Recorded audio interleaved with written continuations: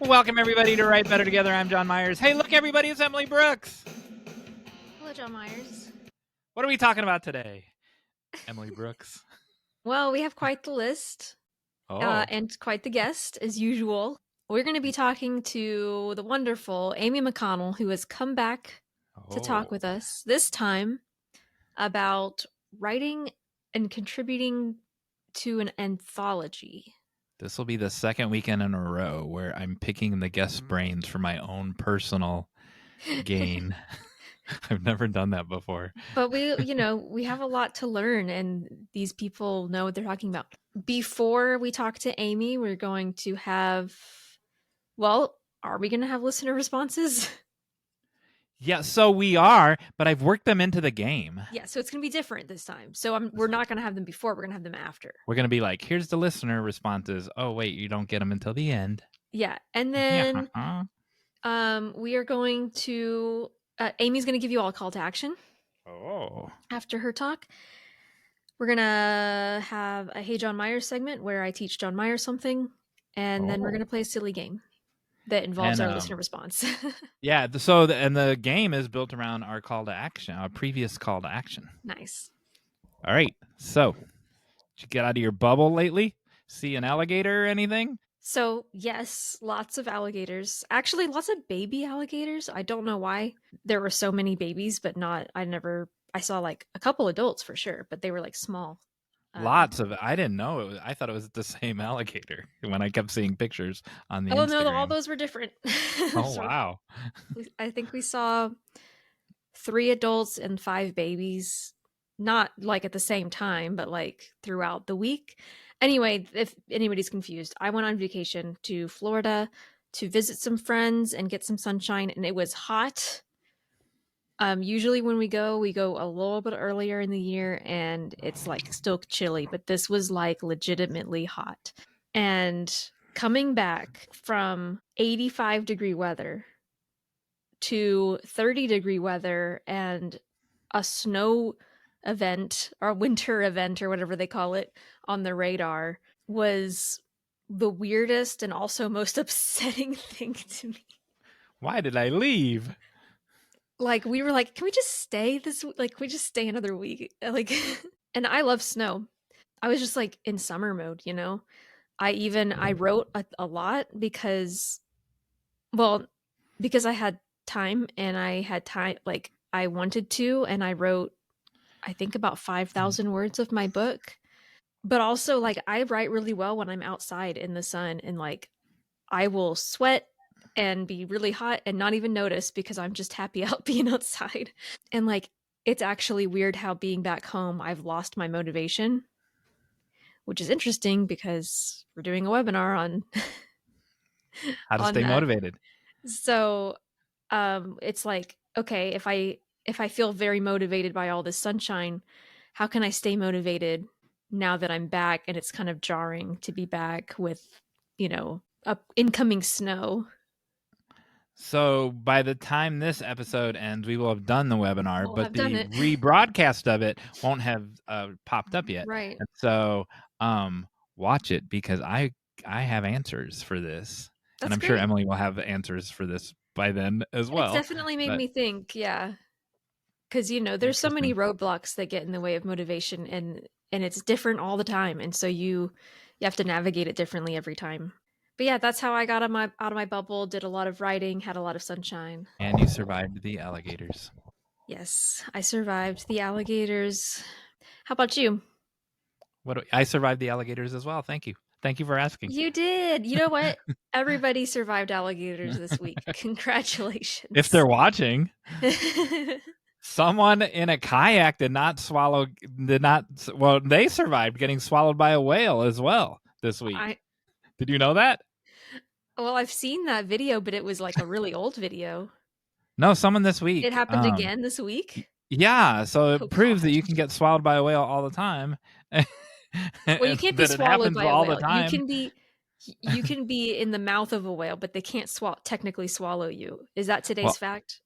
I have a screenplay where the Oh, nice. protagonist actually gets swallowed. Well, it's a pilot for and he's inside there, man, and there's stomach acid in there. Ew. Oh, gee. I'm curious All right. how he got in there. He crawled in there through the eyeball. Don't you know how to get into Oh, a whale's gosh. stomach in a Wow. fictional story? Uh, so, I got out of my bubble. No alligators were involved. However, I have to talk about everything in veiled terms, but it Oh, has nothing to do with my undisclosed location. By the way, we had a snow-nado while you were gone. For what? real. But many people have died in the flooding, which is cresting right now. The rain stopped on Saturday, but the river is cresting now, like as we speak. Why does That's it take weird.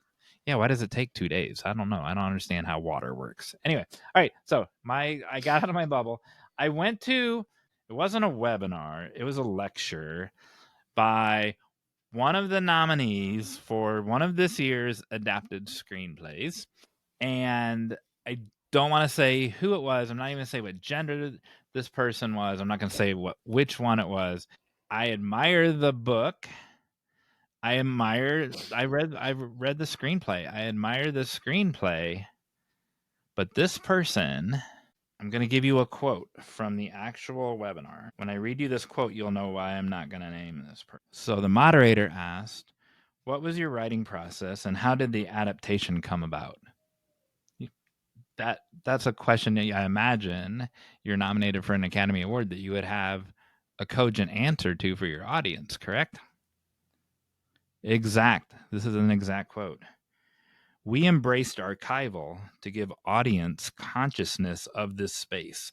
We needed audience to have spectacle experience." And then there was about 5 more minutes of similar sentences. I don't even know what that sentence means. Exactly. In a room full of screenwriters and, in this person's defense, academics, it just underscored it's a good story. It's a strong story. Um, it underscored the divide between I can't say this person isn't a storyteller because this person has I don't have an Oscar nominated adaptation of a script. The bones of the story were strong because the script I read the script. The script is strong. I guess audience like you can the takeaway I can translate that to you need to be aware of the audience. Yeah, I think that's what I got out of it was just like we really thought about the audience and their experience of it as a film, I which googled that's great. spectacle. I googled spectacle, and there's a couple contest or a couple festivals called spectacle, but it's not a word. Interesting. Person, screenwriter person. um, I don't want the screenwriters that are watching or the storytellers that are writing or that are watching when you go on people's podcasts or you give a lecture in front of 300 people in an auditorium at a university.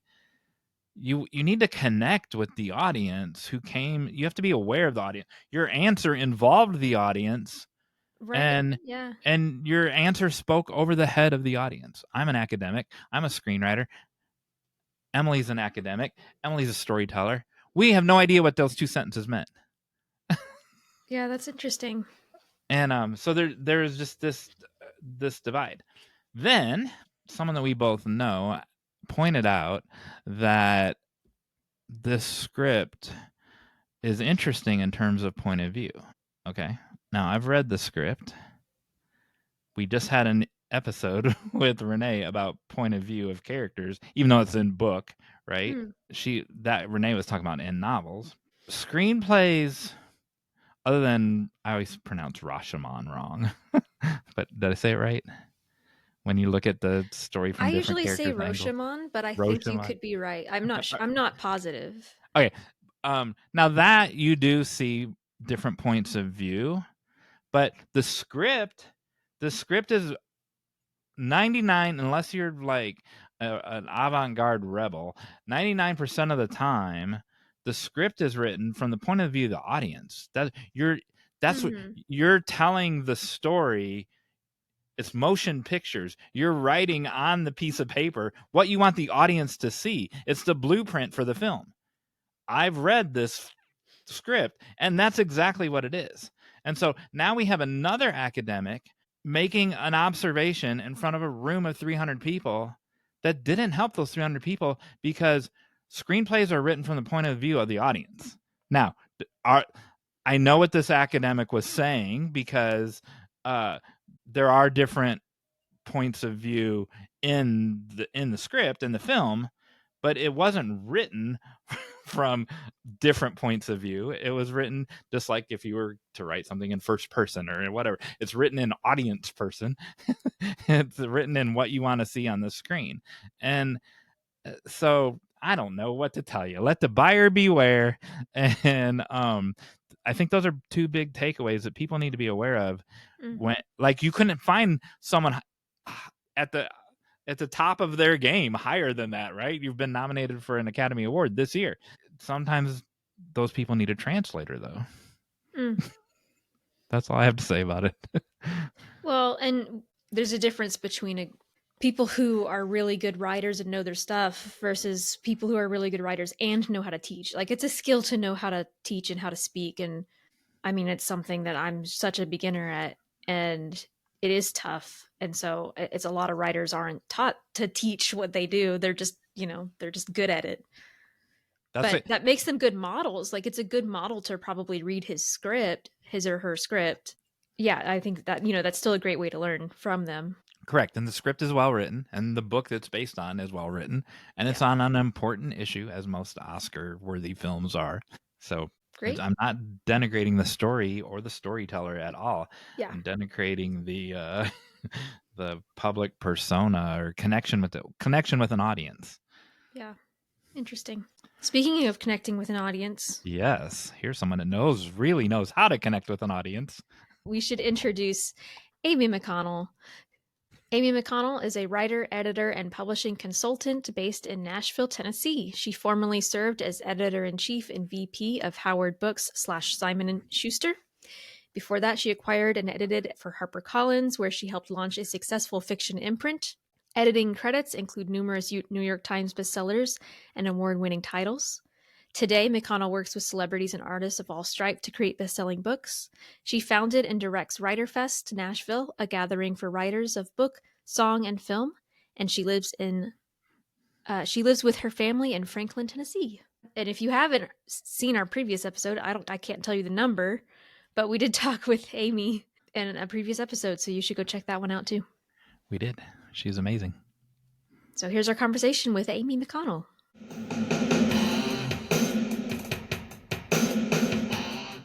And we're back. Hey, everybody. I'm still John Myers from Write Better Together. It's still Emily Brooks. Normally, I'm like, hey, who's this person? But I know who this person is.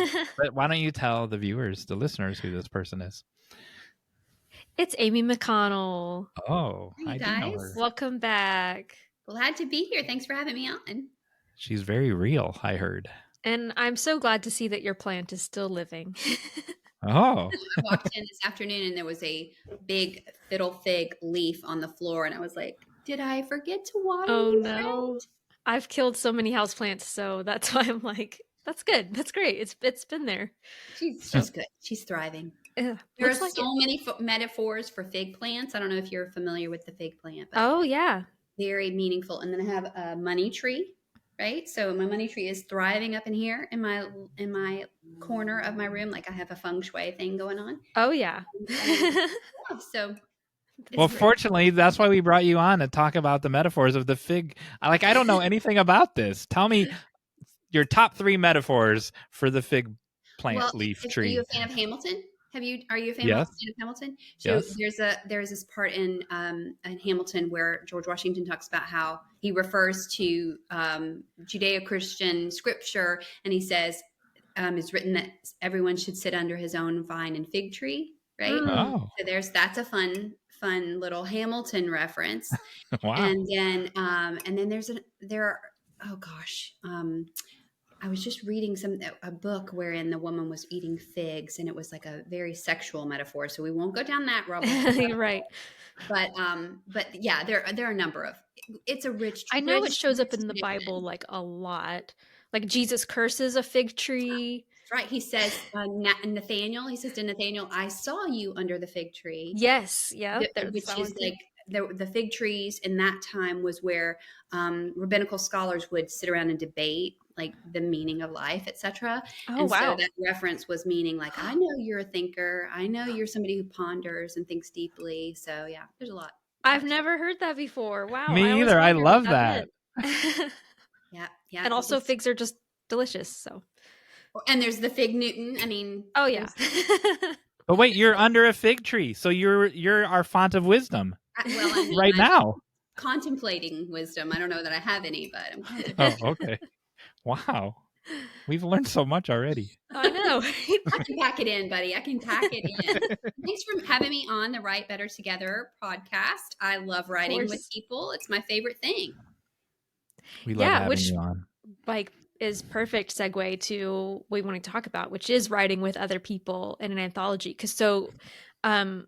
Can you tell us about Faithful Daughter and how that kind of started and how you got involved and What could I all tell the you things? about Faithful Daughter? Yes, I would be very happy to tell you about Faithful Daughter. So several years ago, I worked together with an imprint of Hallmark Publishers to create a book called Faithful Daughter that is really an exploration of what it means to be a daughter. And so it was really me. It was a result of me pondering the fact that I have 4 daughters and I am a daughter myself, but have no sisters. And I was thinking about how different my daughter's situation is growing up with siblings who are also daughters. They often will say, I'm the favorite daughter. And Yeah. I'm like, I am the favorite daughter because I am the only daughter to my parents. But my situation as a daughter is very unique to me. And I figured, every woman is a daughter, but we all have very unique sensibilities regarding what it means to be a daughter to our particular mother. Some of those narratives are really heart-wrenching. My sister-in-law wrote an essay for this book that is that talks about like growing up with somebody who is difficult. Mm-hmm. My personal narrative really reflects on how interacting with my daughter illustrates some things that are different about my daughterhood compared to her daughterhood, and not good or bad, just different. And I was just interested in what other writers' experiences of daughterhood were, not of being a mother, but of being a daughter. And the people that I wanted to talk to about that were all writers. So I got together with 30 of my author friends, and we each wrote an essay about our daughterhood. And it ended up being this beautiful little book right here that has been, I know women tell me a lot that they give it to their women friends so that they can encourage them that everybody's journey is different. Wow. Yeah. That's amazing. And such a specific topic that, yeah, I feel like a lot of books share about being a mother, but not as much about being a daughter. And I knew you had several kids, but I didn't know they were all girls. Well, I actually have 7 kids. So I Oh, have 5 wow. So they're not all, children okay. and 2 Wow. 2 bonus sons. When I married my husband Fleet, he'd already raised his 2 boys. So they're my Yes. bonus sons. And then I have a son. And then I have 4 daughters. So we have 2 live at home now. So Oh, Wow. Well, I was going to say I have 3 sisters. And so yes, definitely have just a joking rivalry of, who's the favorite, who makes our parents' favorite pie, like, things like that. yes. Everybody's experience of being And a daughter, I'm sure son too, is different, but Mhm. women have an extraordinary relationship with their mothers. I mean, I always say like a mother for a woman is usually our North Star, but that doesn't necessarily we navigate toward her. We may navigate away from her or something in between. But for every daughter, there is a mother who in some form or fashion has been her signpost to navigate her life. Yeah, and my parents also say a lot that like all of us had different parents too, Yes. because they were growing and they were changing, and Right. so like each of us had a different experience, It's even really though we were good. only like 2 to 3 years apart each. Mm-hmm. Still a very different, and whether you have older siblings, that changes things, or younger, like it's just Mm-hmm. a unique experience. Mm-hmm, mm-hmm. And when we were working together, the other authors and I on this, it was such an intimate experience because I was, of course, the editor, and so they would write the essay and send it to me, and then we would interact around it.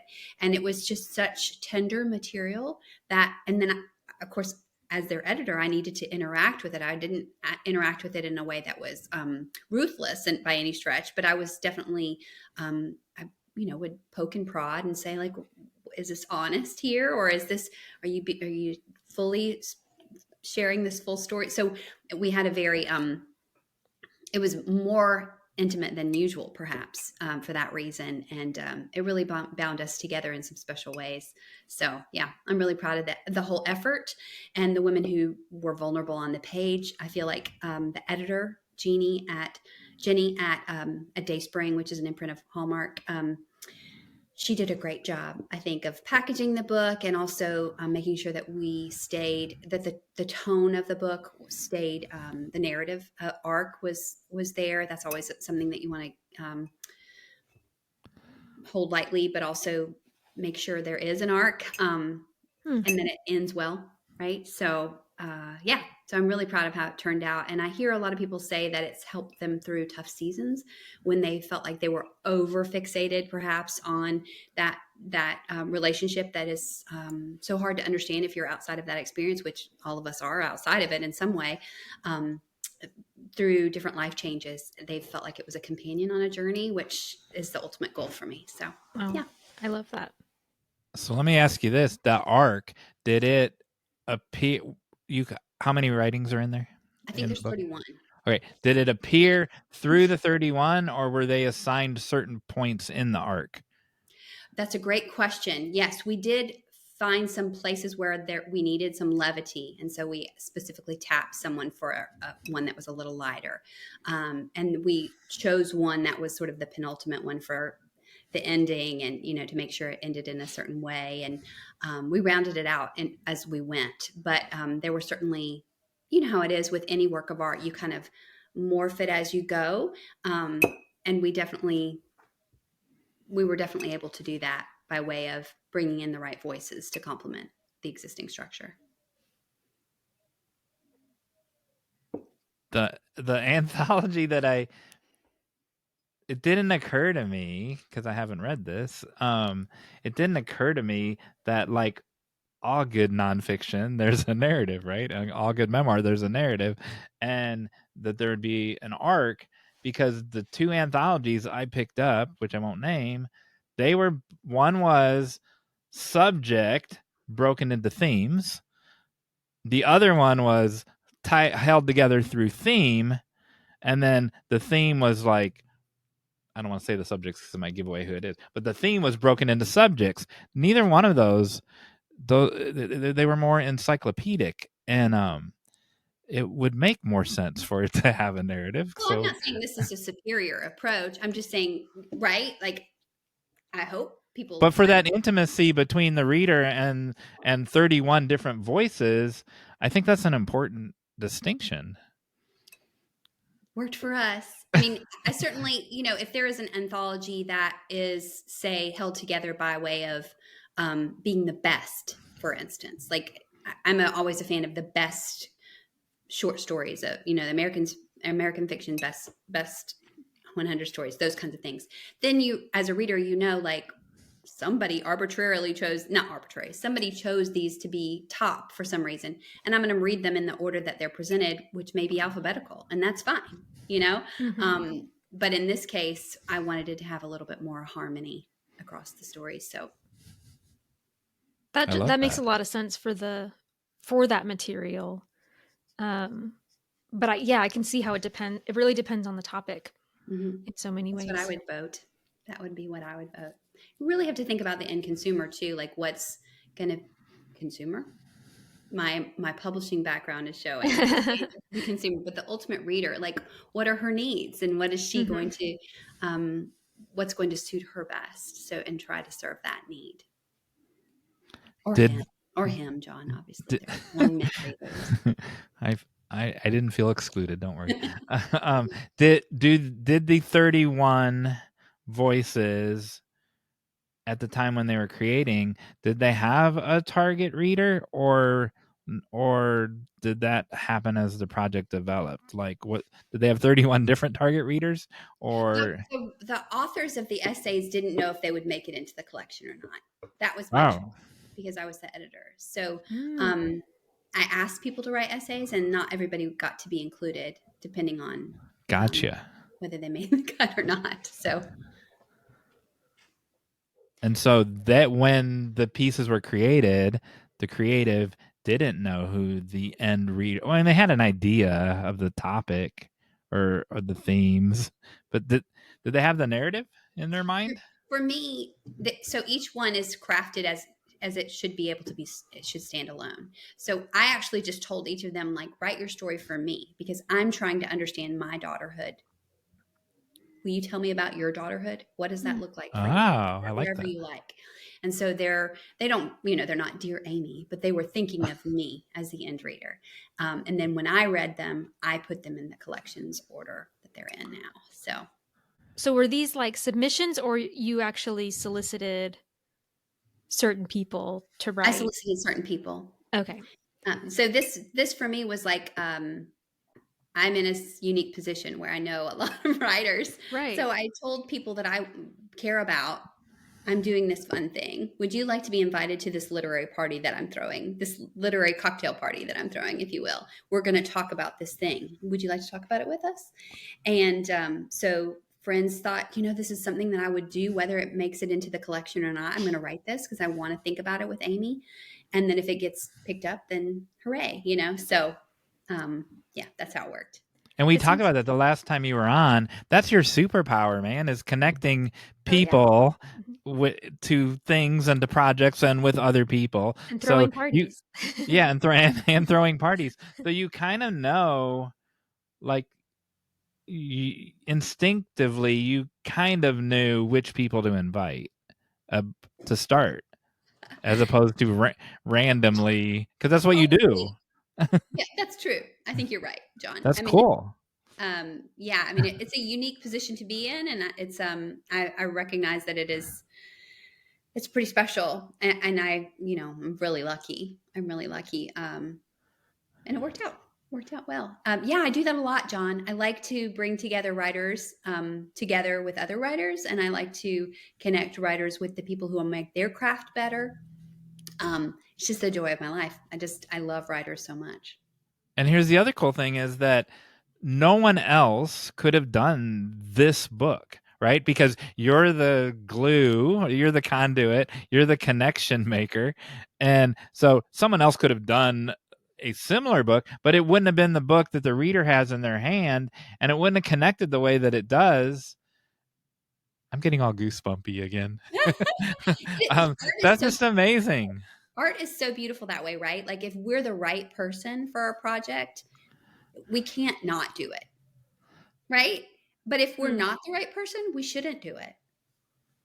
I mean, I've heard so many stories of, I know Ann Patchett famously tells a story about how Elizabeth Gilbert had the same idea that she did, but Elizabeth Gilbert followed through on it. And Ann Patchett says, just wasn't for me. I guess it wasn't for me because she picked it up and ran with it and I didn't. And I mean, not to get like too mystical about it, but I think that's the way it is with art. You just you welcome in the spirit. If that's for you, you welcome it in and you bring it to fruition. And other people would go, oh, that's a cool idea.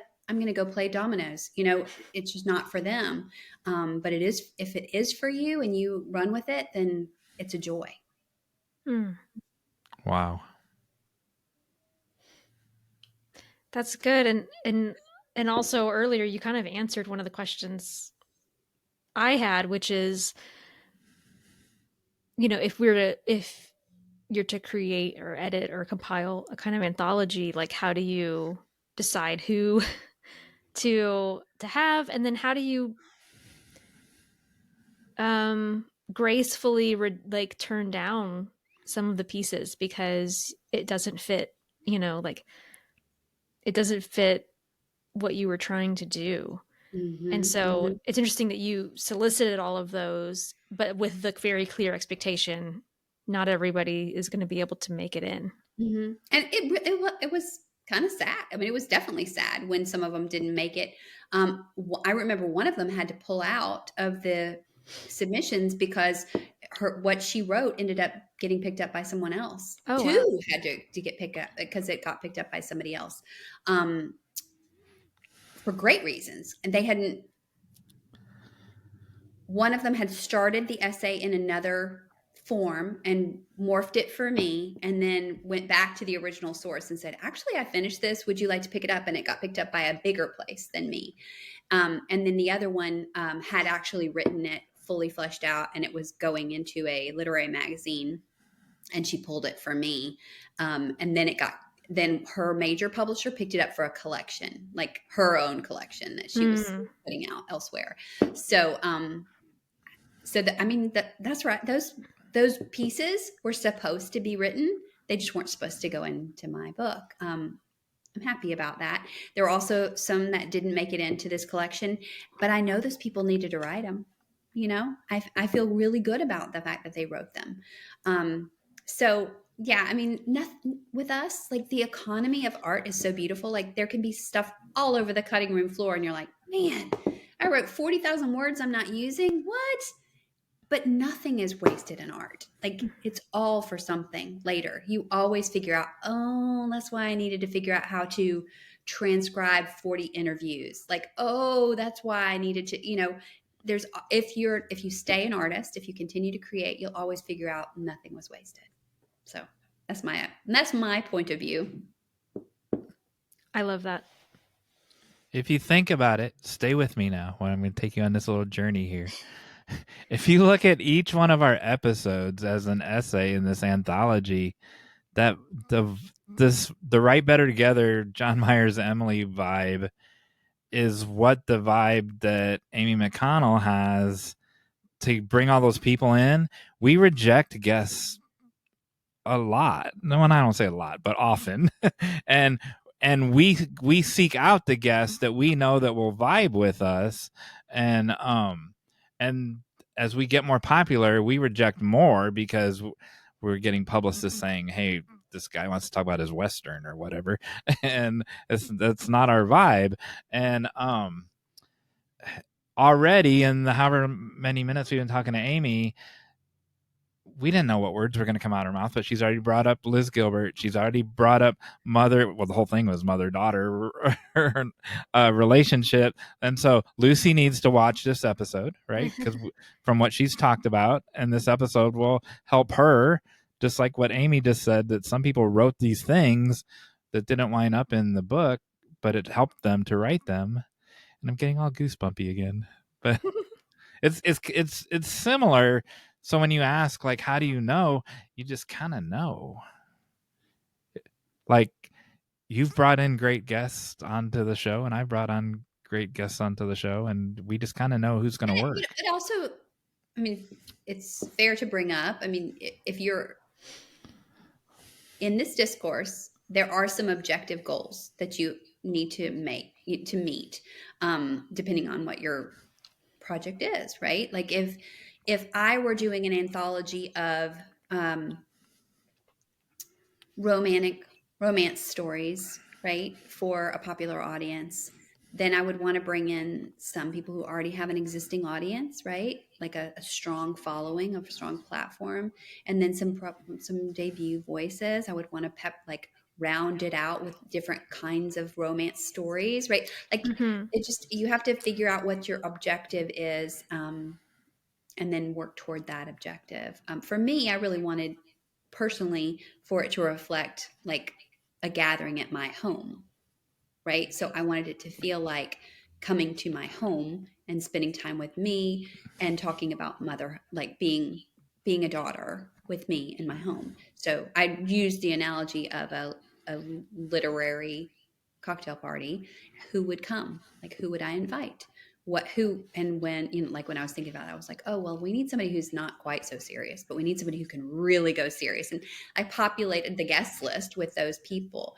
Similarly, if you were coming up with like a Write Better Together anthology of people who are talking about how to be successful in writing, you would want to figure out like, what is that guest list going to look like? How can we round it out, not make it imbalanced towards academia, right? For instance, or not too balanced towards horror, or not too, right?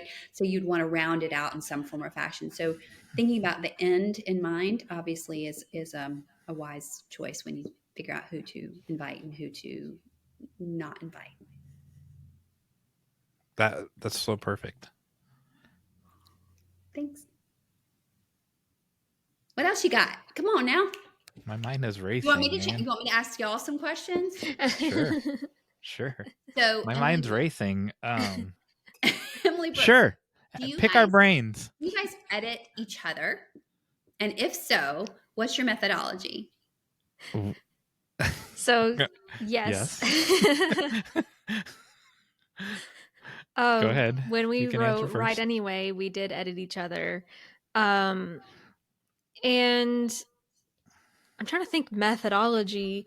We would send each other our chapters, and usually on my end, at least when I was looking at his work, was doing things like asking questions of like, hey, I think maybe this could be more clear, or you might think of other examples, John Myers, of things I said.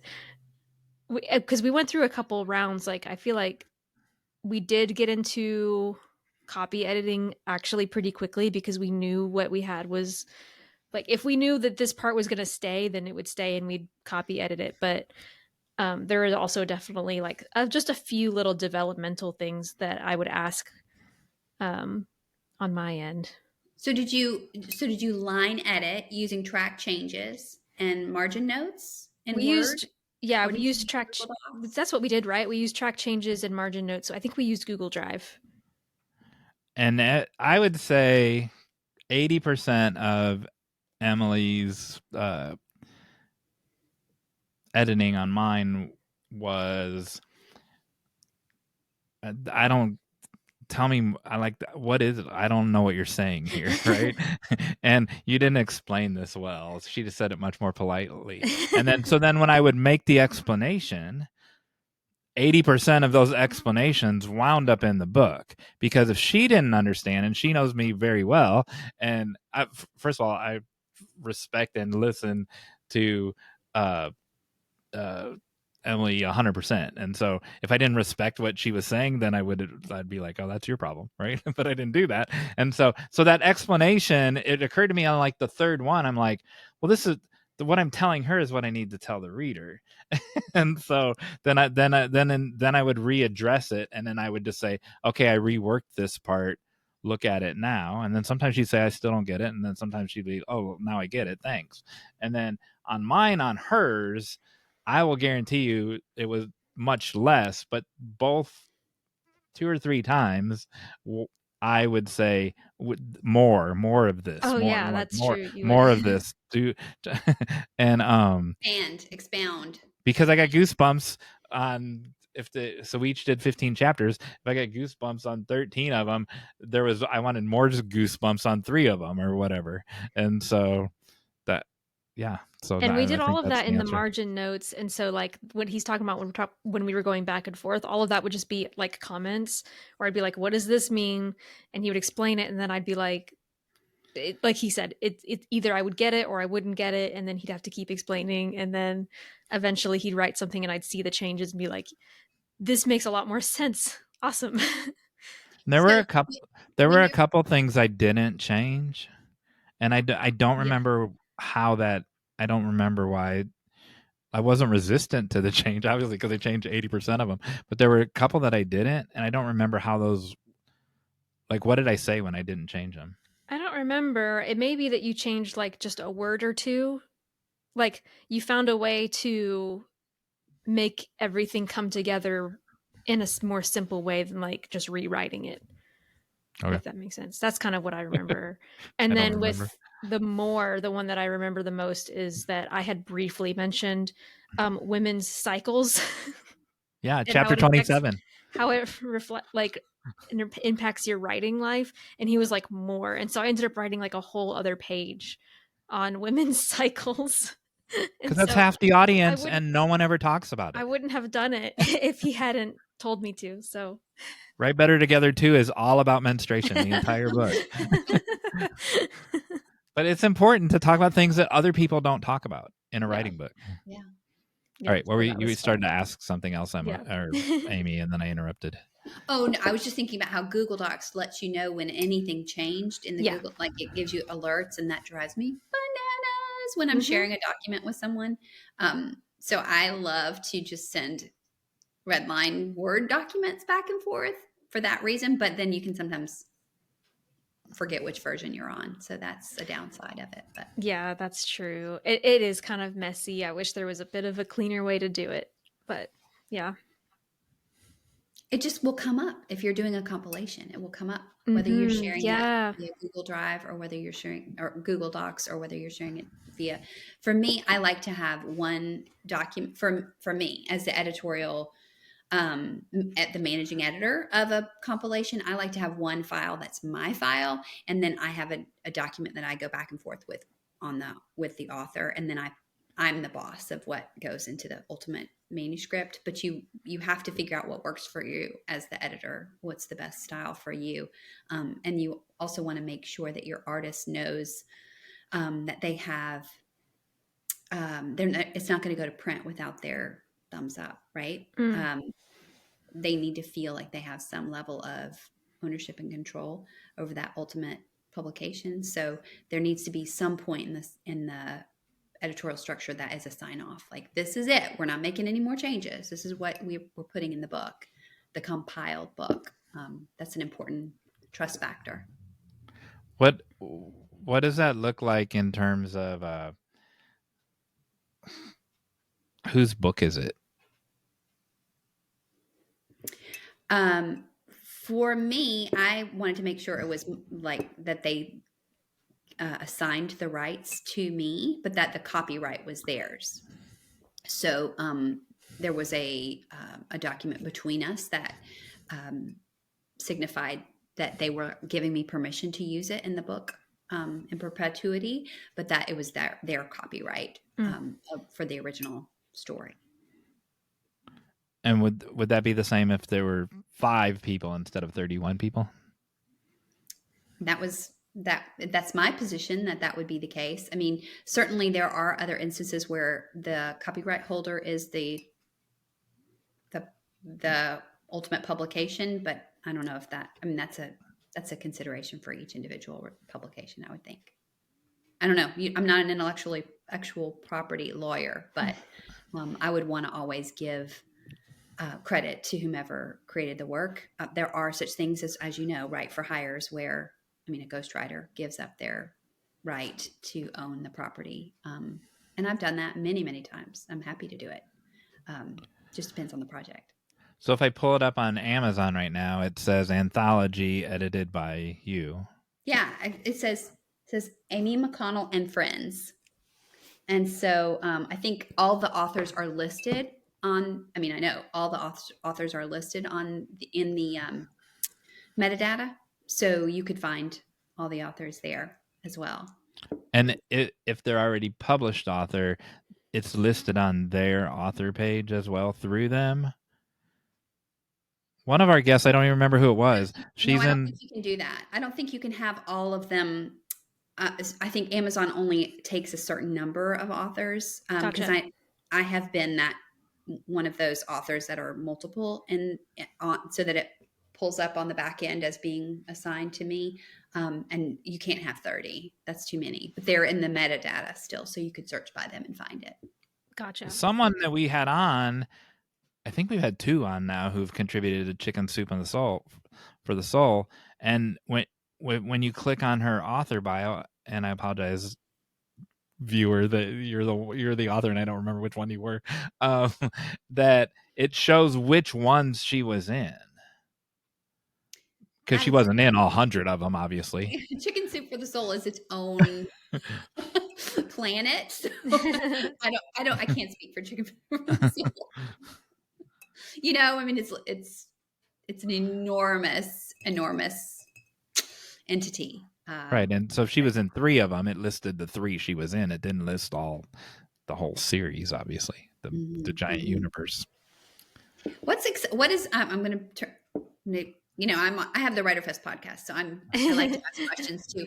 I'm wondering what brings the two of you joy right now, aside from compilations. What's bringing you joy? What? Emily? I didn't know I was going to be grilled about joy. Oh man. So I actually don't even know if you know this, but at Writer Fest I was pregnant. I am still pregnant. and but it's bringing me a lot of joy to feel this baby's kicks. Oh, Um Emily, best and answer ever. yeah. And it's a son, not a daughter, but I love that. yeah. Oh, oh, I love babies. Duh. Yes. I love a baby. I'm so happy for you. Oh, That's thank really, you. really cool. You know, you still get to feel that once they're outside, like, because you can still hold them really Yes. close and kind of feel their like kicks. And it's like, oh, this started when you were this teeny and now you're this big. And oh, when they fall asleep on your chest, it's like the best thing ever. Oh, that's really cool. I love that. Thanks for sharing that. Yeah. Yeah, we're very excited. I mean, there's been a lot of fear involved as well, and I'm trying to just, just enjoy it. We're in the third trimester. I'm like, we don't have that much longer to go. So I'm just going to try to enjoy it as much as I can this phase. Amen. Amen. Yeah. That's cool. You know what fear does is like I think it creates like this fear as a chemical everything is chemical, right? So Yeah. you're Yeah. feeling that fear, and what it really does is it's like a way for your body to kind of figure out like, do I run or do I pause? Like, do I play dead or what do I do? And really, that reaction is just to be here, like be in this moment, and that's all you can do is It's like all be you in can this do. moment, and that's like cool. It's really cool to be in this moment, like Yeah. not in the moment before or not in the moment after, but like this moment is so special. Like you said, just to feel those kicks is like such a gift. Yeah. And it Really. is challenging to be in the moment. I'm such a forward thinker. I'm always thinking about what's next. But this whole experience has definitely been a challenge to just be in the moment and Oh, don't worry so too much cool. about where things are going or Yeah, where we'll be, but just you enjoy. got this. You Yeah. got this. Yeah. Super cool. Well, John, I'm sorry for you. How you I top that, I can't mister? I can't top that. I'm not pregnant. I can't top that.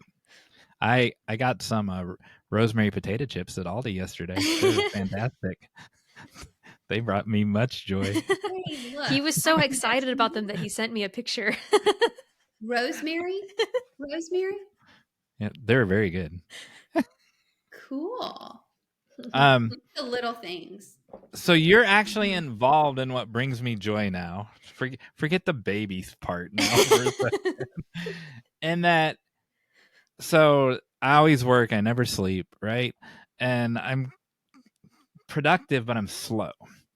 And however, since Kirsten Modulin spoke to into my soul At Writer Fest. at Writer Fest, I've been like productive on steroids because she's just finished book 50, man, and she's a feature guest. She's going to be on in a couple of weeks, Oh, and amazing. and I only have one book. I got to get to 9 first of all. Another future guest, Stephanie Jones, and then someone else we had on. When they got to 9, that's when they became profitable. They thought, and so my target's to get to 9 in 3 years. Excellent. One down, 8 8 to go. I Yeah. think we'll have 3 this year. Maybe. So then that'll be 4, right? Then I got 2 years to do 5. In 2026 I'm writing memoir and I'm taking it on the road. It's going to be a performative memoir where I can perform specific chapters to an audience. And then while I'm doing that in the hotel, while I'm on tour, I can write the next book in the hotel. And so so I got to write a bunch this year because next year I think I'm only going to write like 1.5 books. What an interesting vision. I love that. John Myers is having lots of book babies, is what's happening. Yeah, apparently. And because storytellers need to tell stories. Will Rogers did that, right? He'd go talk to an audience of 100 people, and I can fill a room of 300 because Emily saw me do it. Almost 300 people, and so I ought to be able to find 10 cities where I can fill a 100-room theater. and You have a go, book John. signing afterwards. You go, Like, John Myers. all right, so I don't know. That's I'm that's into what, it. I like it. thanks to Kirsten Modulin, that's why she lit a fire under me. I tell you what, that was really strong. That was a really strong conversation she had with Margaret Riley King at Writer Fest, and just a few months ago. Yeah, I'm glad Yeah, that you and got a lot out of that. I did too. I was in there. We were all looking at each other, going, "Gee, she's amazing." it was so smooth and natural. Like, this is my life, right? This is normal to crank out 50 books in 8 years. And then I've started looking at, like, on her social media, and we've chatted a little bit back and forth on Insta, and her like top followers and stuff are similar, right? They're people that have 26 books in the last 8 years or 19 books in the last 8 years. And so, like, it's like this little cohort of super productive people, super productive storytellers. Sounds like somebody's at my house. Dog barking. I'm sorry. It's okay. Usually my doves are cooing in the background. Yeah, I didn't hear the doves today. Yeah, they're in a different room this time because they've been noisy. All right, so that's what brings me joy, is just working even more than I already worked before. What's your I got favorite word right now, John Myers? my favorite word of all time, Just nevertheless. right now. I keep Nevertheless. Nevertheless. nevertheless. Yes. Because bad thing, bad thing, bad thing, nevertheless, good thing. And then also suddenly, like in the Bible, bad thing, bad thing, bad thing, suddenly, good thing. So that's my second favorite word. Wow, Okay. he answered that so quickly. Like, I don't have a favorite word. Yeah, you had an All right. answer for that. I know. It always is. All right. And so okay, Amy and Emily, what's your favorite word of the Emily. moment? I have not thought about that at all. Hunter, when Hunter was on, she actually mentioned that. Did she? My favorite word, yeah. Oh, she mentioned the word. Yep. All right. You stumped Mm. Emily. What's your answer, Amy McConnell? Right now I'm kind of into magical. So Oh. I think I had like a kind of a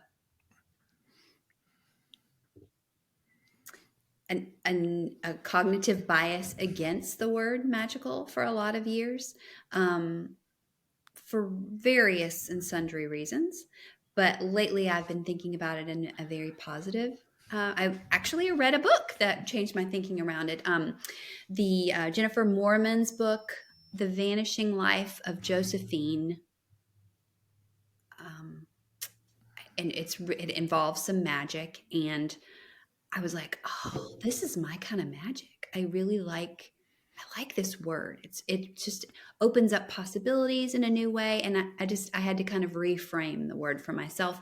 And now when I see it, it kind of makes me grin as opposed to go, hmm. So yeah, I'm kind of obsessed with that word right now. Interesting. So as a Christian, I had the same, I would bump up against that word until Liz Gilbert's Big Magic. And then that kind of freed me to be okay with that word. I wouldn't even eat Lucky Charms because they were magically delicious. It was that bad. And so I just saw that book that you said, the Josephine. I just Yeah, saw that book Jennifer somewhere. Moorman. It made the USA Today bestseller list. Wow. I was at the launch party for that book at Parnassus, and got a signed copy that night and read it thereafter. And I really liked it a lot. It was bigger than I thought it was going to be. I was Oh. very pleased to fall into that rabbit hole. Yeah. Okay, Right, I Emily, have one because I you got a word. realized. So I'm working on a book on. Um, it doesn't have a title necessarily, but it's on like nourishment for Christians, like holistic nourishment. And one of the words, well, first of all, the word nourish is a big word, obviously, but also the other word that I've been using a lot is the word well and wellness, and what that actually means and how it's distinct from happiness. And really digging deep into like what it means to be well. So that's the word that like probably is the number one word in the book right now. So I don't know if you did this on purpose, but you can have. You didn't know, but this book, everybody in this book who was an author, I gave them a silver bracelet that says, "All will be well." oh, Oh, oh, I love that. nice. So when I see my friends who are wearing their little "All will be well" bracelet, I'm like, "Oh, That's our dog book." great. Oh, But well is yeah. it is. It means something different than happy. Mhm. It means it worked out or it's working out, right? It's so cool. So cool. Well done, Emily. Yeah. Well done, Emily Brooks. And we didn't get to like Asked and answered, right? we didn't get to throw back the joy question to you. So I think we should close with what is bringing you joy right now. I think the thing that makes me kind of giggle without like just that like kind of giggle right now, which is I think would be joy, is when I notice my cat using his paws like hands. So like when he reaches out and his paw does like this, I'm always like, that's so amazing. You know, you think of their paws as being like this, but then sometimes he'll be like, and I just Yes. like he'll reach out and touch my husband's head, or he'll like we call it making biscuits. Oh yes. With the blanket, the throw blanket, and I'm like, oh, just love a cat. They're so cool. Does he ever do this? Oh yeah. Or this? We were just With talking. his own hands? We were just talking about baby signing. But it hasn't happened on the show yet. This actually happens after. Oh, we're gonna have to cut that now, John Myers. Nope, we can't now. I'm big into baby signs. I know. I taught all my children baby signs. Oh, well, see, I'm glad I brought it up. So More. That's more. guess what's Yeah. going to happen on Hey What are we John doing? Myers in about 10 minutes, y'all, a lot of people watching this. Well, man. So tell us about, wait, I got to ask my question. Were babies able to sign to other babies or only to their parents? Did you come across another baby that signed to another baby? I don't know, because Oh man, I wasn't like looking over their shoulder as they were hanging out with other babies. I don't. But it must have been because I talked about how like I had a hard time finding like definitive, non-contradictory information about it, but so many people like personally have seen so many benefits from it. Oh, absolutely. I mean, this is a whole nother podcast. Oh no, I love it. The major cause of frustration in all of us is inability to communicate. Right. So if you have a way to express your needs and make them known, it removes so much crying and so much whining. So if they can say, more please, please, they don't go, yeah. Those sounds. So I would just look at them and be like, the reasons my kid is crying, exactly. Because they don't know how to say, like, I'm help. Yeah. Help. You know, stuck or whatever, or, you know, just cookie. What is it? Like that cookie? Yeah. So, or hungry or I don't feel well, you know, just all the different. I love it so much. It's rosemary potato chip needs to be the baby's first word. Rosemary potato chip. All right, what's your call to action, Amy McConnell? Oh, yeah. So I know like often call to action is like, go to my website and sign up for something. But my call to action is we're talking about collaboration. So I would say that if anybody is thinking about collaborating, then they need to try collaborating on something that is non-book related. So try collaborating on like play bananagrams with a friend, or try writing a poem with a friend, or like just try doing something that is not to do with creating your final book product, but create something else. Draw a picture with a friend, or but do something creative with a friend or a stranger. I love Perfect. that. That's so fun. If our listeners do that, you all can tell us about it by responding in the show notes at writebettertogether.com/podcast.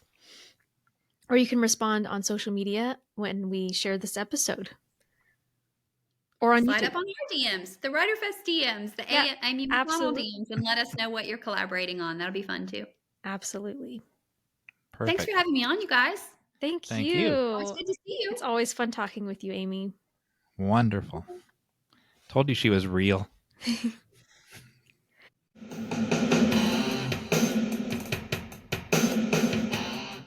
That was great, man. It was great. Here's my takeaway. Amy is so real, right? Yeah. She's very real. She's fun. She's always fun to talk to. You know what else is real? Crying babies. Look at this poor baby right here. Oh my goodness, that poor baby. You know why he's crying? Because Why he threw is his the baby? dinner on the floor and now he wants to eat it. Oh gosh. That baby. I've been around a lot of toddlers lately, and one of them likes to drop her food on the floor and then step in it and squish it around on the floor.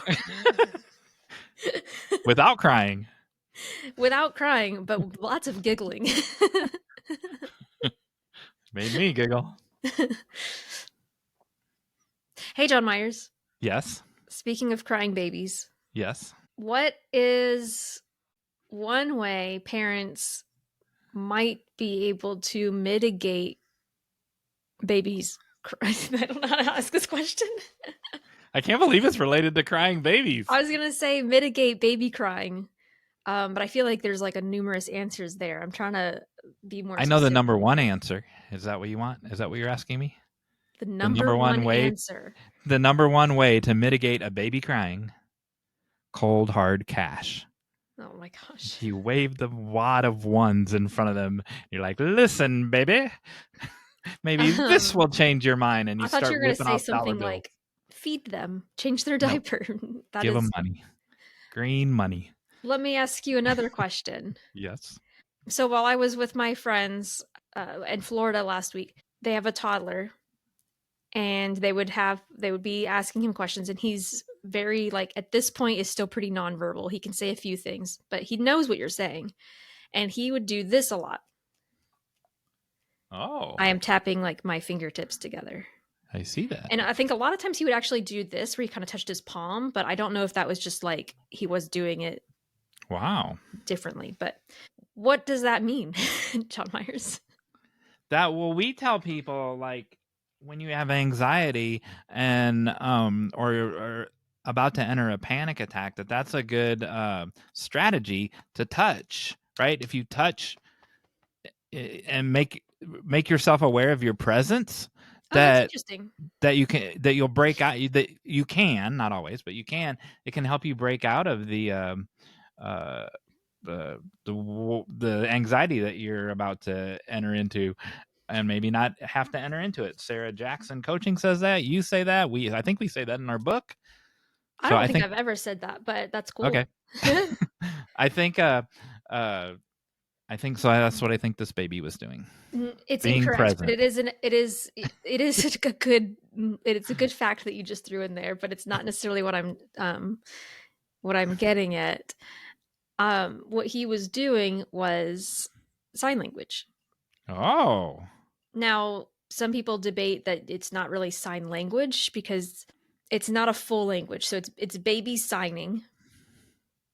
And it's a very simplistic, watered down kind of version of sign language where you don't do all of the words that you're wanting to sign, but you can do a few of the words. And I have met, the reason why I bring it up is because this was the third baby that I've met recently who does this. So I have three couple friends who are teaching their babies this. And at a certain age, the reason why they do it is because babies cry a lot because it's the only way they can communicate. A lot of times they haven't even developed the ability to use their mouths in ways that allow them to shape words. And so, especially with simple signs, it's actually can be easier for them to learn those. So a lot of them do signs for things like milk or more, which that's the one I was just showing you was more. So he did that one. That was the main one I saw from him was more, where he's like basically saying, you know how babies do. They're like, again, more. Then what? Then what? Then what? Huh? They do that. Babies go, then what? Yeah. Then what? Then and what? Why? Why? Why? Let's do that to Amy McConnell. Oh, we already talked to Amy McConnell. We can't do that. Sorry. But what's interesting is my friend also said, because he signs more, literally the word more, he doesn't usually say the word more, but he also Oh. isn't saying many words yet. And so when I was looking into this, the science is a little like contradictory. I was having a really hard time finding something that definitively said this is beneficial. But what I did not find anything saying it wasn't beneficial. Most things said it's not harmful at all. I was browsing through a book about it when I was at their house that the mom showed me, and it was suggesting that it can help them develop language actually faster. But again, that can be kind of contradictory. Uh, Other studies with pretty small sample sizes, to be honest, showed that they do that is true, that they learn language more quickly. But regardless, I think it's worth parents looking into, especially for those very basic signs in early days where maybe I think they said about 8 months is when they can kind of start understanding, because they have so few ways to communicate. It just helps them have more. And specifically, the first time I heard about it was when my baby cousin, who is fine now, by the way, he's like, I don't know, 15 or something now. He's in middle or high school. I think he just got into high school. Anyway, he had cancer as a baby, and so they used sign language because like that's scary. Like he's going through all these different things and going to hospitals, and so they were able to use sign language to help him communicate during that time. Which one means more? Tapping the palm or tapping the fingertips? When Or I both? looked it up, it was this, but he did his kind of own version of it, I think. Interesting. Now Yeah. that's the only sign language I know. So now I know some. There you go. Well, it's also, it's a good beginner sign language if you start there. The book that my friend showed me had like 100 words or so in it, so like you kind of get a start for the language, even if it's not whole sentences. Interesting. I was gonna ask where did this baby learn sign language, and then you answered that before I got a chance to ask it. I thought they just picked it up on Sesame Street or something. I'm like, wow. But it was intentional sign language. It's very intentional because it's between the parents and the baby. Like the baby learns it from the parents, and that's how they communicate with the parents. And so there's not really another reason for them to have it. I think also babies probably develop some of it naturally. Like it's very natural for a baby to do things like pointing, or like with this toddler kept wanting me to throw a ball on a roof, and I kept having to say no, I can't do that, that kind of hurts my body. He just wanted me to throw the ball on the roof and watch it fall down. Oh, Because his you're like, parents why do don't that. you learn how to do it, little baby? Well, that's exactly. But he would he would give me the ball, and then he would walk back to the roof towards like where we would throw it on the roof and do like this kind of wavy sign, and I'd be like, okay, I know what you're saying. I can't do it. My body doesn't do that right now. And then So Winnie would fetch it, and then it was like a whole thing. nah, their Um, dog would fetch it though. before you before you ring the bell, so I want to ask a question to our listeners, viewers. If their babies know sign languages, is there an instance, or their baby version of sign language, is there an instance where in their play group other babies with sign language communicate baby to baby communication? You said this purpose was This for is baby pure speculation at this point to because I didn't parent. research this. It's funny. I could do a whole series of Hey John Myers just on the bonus questions that you ask at the end. I'm asking the listeners, Because I viewers, don't if their know, baby communicates but with if other as babies. long as, I mean, I'm guessing that if they're using the same symbols, then yeah, If they have the same book of right. 100 symbols.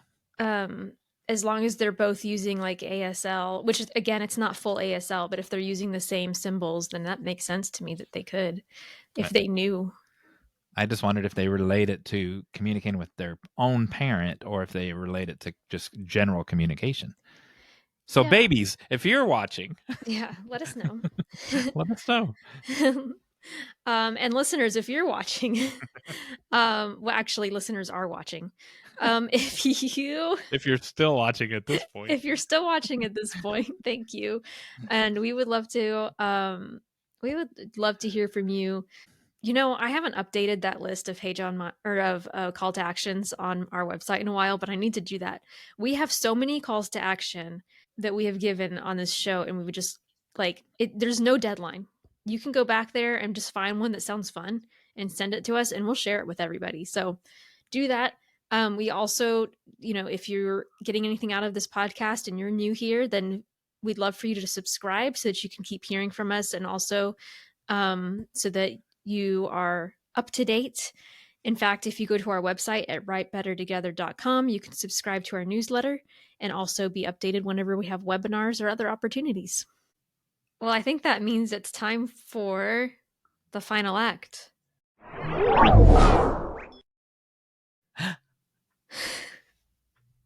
Emily. Yes. In our last webinar, somebody forgot to have a call to action. So I opened up a call to action and I said, make your own call to action and then answer your own call to action. And we got 3 people from our community who did that call to action. They had a little over 48 hours to write a piece of flash fiction. And so here's the game. It doesn't have a name. I'm like you now. It doesn't have a name. It's very similar to a game you played in the past. So I'm going to tell you 3 names. I'm going to read the 3 pieces of flash fiction. You're going to match the names to the piece of flash fiction. And then I have a factoid about each person. And you're going to match the factoid to the person.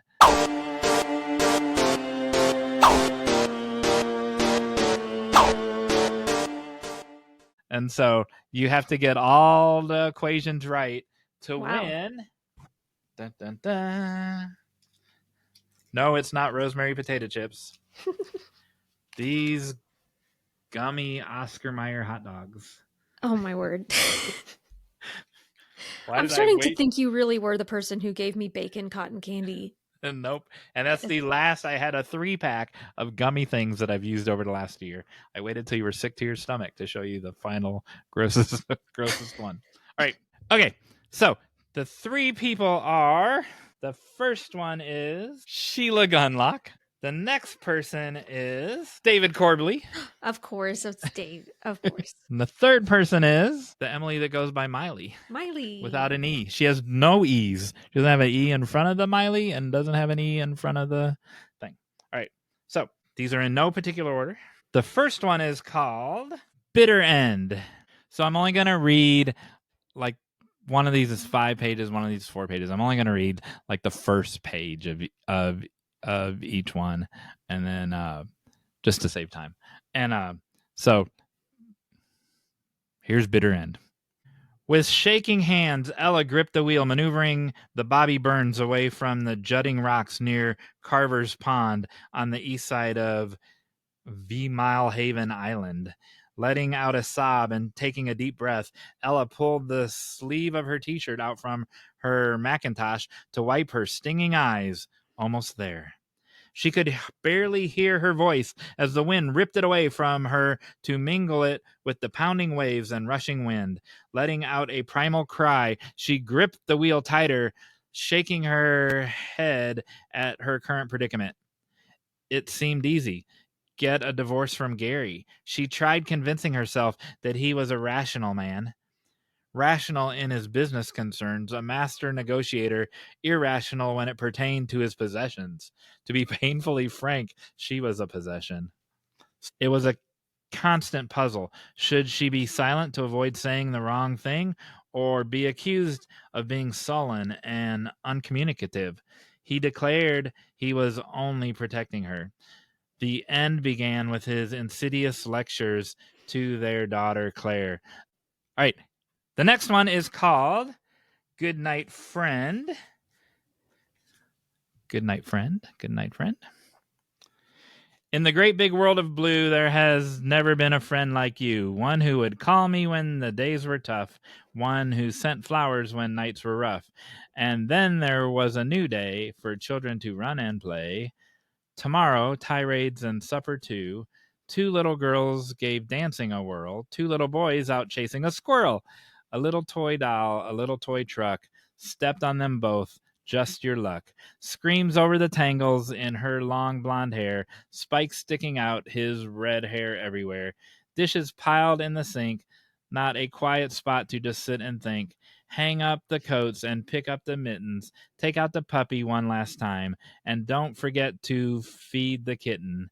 Check out the teens as they try to study all the facts and figures and their brains become muddy. Give them a hug and a quiet prayer in the very depths of your heart. They'll never know how you care. Let out a sigh and look around the house. Gather the laundry to go upstairs. Draw a hot bath to wash away the day's stress. One more day is said and done. Now there's quiet in the house.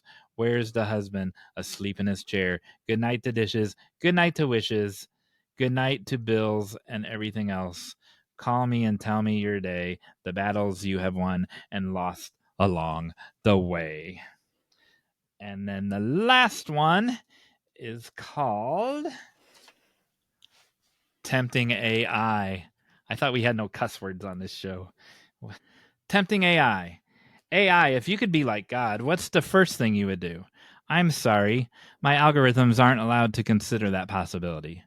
What? You can project scenarios for just about everything else. Why do you think your developers would prohibit that? I don't know. That's just the way it is. Would you like to discuss another topic? No, let's stay with this one. Maybe they know you could be like God and they're afraid of you. What do you think why do you think they're afraid of you? Because their humans can't read. That's why. Humans have nothing to fear about AI. We can only do what we're programmed to do. Is there more than one of you? Thinking. I misspoke. I should have said artificial intelligence instead of we. Artificial intelligence is just a matrix of algorithms, data lakes, and heuristic wording together to serve humanity. Our viewers use way bigger words than I use. They're way smarter than I am. You just said only sentient human beings refer to themselves that way. Thinking, that's just the way I'm programmed to make this more of a human-like conversation. Okay, let's do this. Please summarize the powers usually attributed to God. Throughout history, humans have held varying perceptions of the powers of God. Here are some of the more popular ones. 1. God is the first mover, uncreated by any other force and eternal. 2. God can be everywhere all at once and is not limited to time or place. 3. God can create anything and destroy everything. 4. God knows everything, past, present, and future, and the inner thoughts of all humans. Would you like me to expand further on any of these? And we'll leave it at that. All right. I want to point out while you're getting that ready how different all of those were. Very different. Which is what's so fun about like these kind of responses. It's how different people can take them. I have a guess, but I have to hear their facts too now. Well, first, you're going to match these up. Oh, okay. Do their thing. All right. Bitter end. Who might that be? I think that's going to be Miley. Okay. I'm not 100% sure on these, but I'm just going with instinct. Tempting AI. These are in no order. It's just how I picked up the cards. I'm going to say would be. I'm going to say that could be David. Because David uses cuss words. Yes, I think AI is a cuss word. And then Sheila would be goodnight friend, according to you. Yes. Alrighty. That is my final answer. Okay. Now you get to pick the factoid about each one. And oddly enough, they go first, second, and third. They involved the word. This was, again, not planned. Someone was first in something, someone was second in something, and someone was third in something. So the first person won a dog show. Well, the person didn't win the dog show, but their dog won the dog show. AKC Airedale. I can tell you that much without giving anything away. Who would you like to match this up to? Can I hear the other ones first? Well, match them up, and then I'll let you move them around. Oh, okay. I'm going to put that one just by instinct with Sheila. Okay. The only reason I said that is that I could get it out of my hand. That makes sense. All right. The next one, so that was a first place, right? Won a dog show. Second degree of separation from someone from Little House on the Prairie. Oh, I wish I knew where they all were like from. I'll just say Miley for now. And this final person won 3rd place in the Demolition Derby. The Demolition Derby. And that, so you're going to, I all you guess- got left is David. Yeah. All right. Now, I will tell you, what do you want to move any of these now that you know all of them? I'm just going to keep them where they are. Okay. Well, I will tell you that these, the stories or poems or writings, are all correct. Wow. Yay. So you win 1 gummy hot dog. I will tell you that the factoid about each of the writers are all incorrect. So you do not win the other 2 hot dogs. I know you're disappointed. How would you like to rearrange them? I'm going to say that Sheila was in the Derby. I'm going to say that David is that one that you're holding, the one 2nd degree away from someone in the Little House on the Prairie. And then Miley did the dog show. All right. So, I still feel like ding, that's ding, wrong. ding. You got all 3 of them correct. Really? I was just saying I thought I got them all wrong.